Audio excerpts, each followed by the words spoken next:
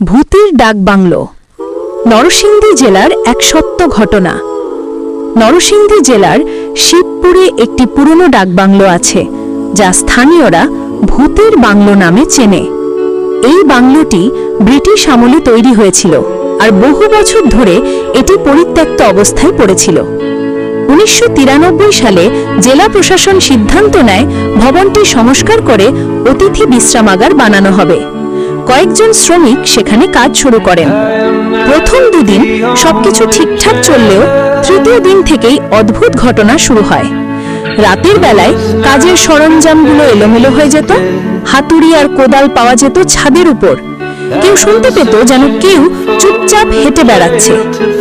এক রাতে একজন প্রহরী হঠাৎ ভয়ঙ্কর চিৎকার করে অজ্ঞান হয়ে পড়ে।